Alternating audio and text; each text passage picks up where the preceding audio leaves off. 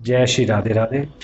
दर्शकों दर्शकों मैं संजय चौहान आज मैं आपके सामने एक बहुत ही महत्वपूर्ण बात लेकर आया हूँ जिसको सभी जानते हैं। बात कर्ज की है। कुछ लोग कर्ज को सोचते हैं कि चलो ले लिया और देने का मतलब ही नहीं है।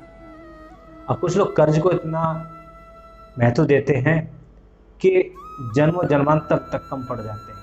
कहते हैं अगर हम किसी से कुछ लेते हैं तो फिर कहीं ना कहीं कर्ज उसका चुकाना होता है। तो कर्ज के ऊपर एक छोटी सी कथा लेकर आया हूं आपके पास।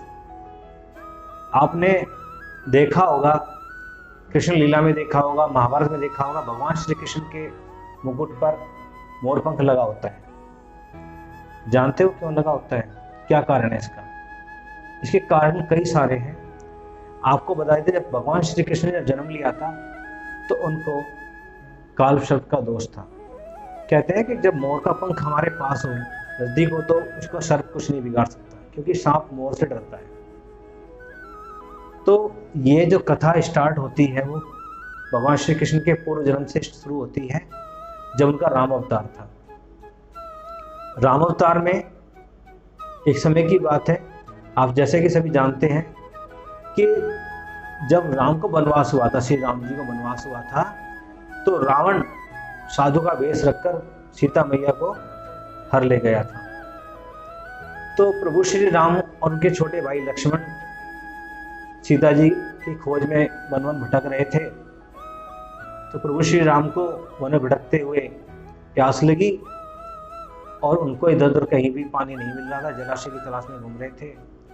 तभी अचानक एक मोर उनके पास आया और बोला, हे प्रभु, अगर मैं आपका छोटा सा भक्त हूं, अगर आज्ञा हो तो क्या मैं आपके लिए जल का प्रबंध कर सकता हूं? प्रभु श्री राम प्रसन्न हुए, कहा कि हे मयूर, अगर तुम इतने ही मुझ पर दयालु हो तो मुझे रास्ता दिखाइए, मैं स्वयं जाकर जल ले लूंगा। तो मोर ने कहा कि हे प्रभु, मैं उड़ता हूं, आप मेरे पीछे पीछे चलिए। तो प्रभु श्री राम ने कहा कि मयूर, जब तुम उड़ोगे तुम तो आकाश मार्ग से जाओगे और मैं थल मार्ग से जाऊंगा, तो मैं तो आपको देख नहीं पाऊंगा क्योंकि पेड़ आएंगे, वन में घूम रहे हैं, तो मुझे रास्ता नजर नहीं आएगा। तो मोर ने कहा कि प्रभु, इसका बहुत ही सरल उपाय आपको बता देता हूँ। इसका उपाय ये है कि मैं जब उड़ूंगा अपने पंख गिराते हुए चलूंगा और आप मेरे पंखों को देखते हुए मेरे पीछे पीछे आ जाना और मैं जलाशय तक आपको पहुंचा दूंगा। हुआ यही, मोर उड़ता जा रहा था और वो श्री राम के पीछे पीछे चलते जा रहे थे, पंखों को देखते हुए जा रहे थे। मित्रों, आपको पता है कि मोर के पंख बिखेरने का एक मौसम होता है। अगर मोर अपने बिना किसी मौसम के अगर पंख को बखेरता है तो उसकी मृत्यु तक हो जाती है। तो हुआ वही, जब मोर अपने पंख बिखेरता जा रहा था तो वो मौसम नहीं था पंख गिरने का। जैसे जैसे वो जलाशय तक पहुंचा पंख बिखेरते हुए, वहां पहुंचा तो मोर के बिल्कुल प्राण संकट में आ गए और वो प्राण त्यागने वाला था। और वो श्री राम वहां पहुंचे और मयूर को अपने गोदी में लिया।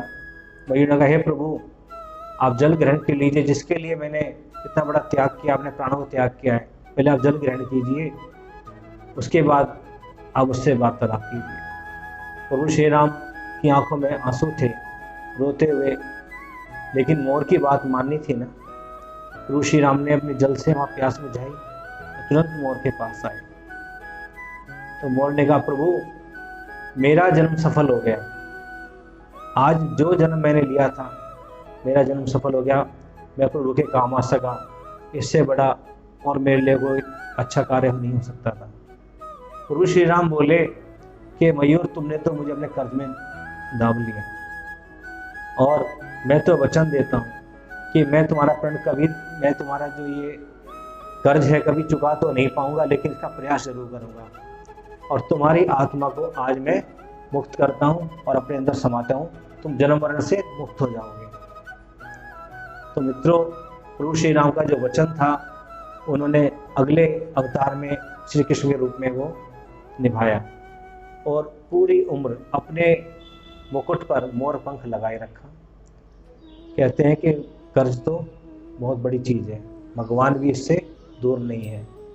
बस मेरा इस कथा के जरिए सिर्फ यही आपसे कहना है कि कभी किसी कर्ज हो तो उसको धार मत रखो, कर्ज जरूर चुकाओ, कर्ज जरूर चुकाओ। जय श्री राधे राधे।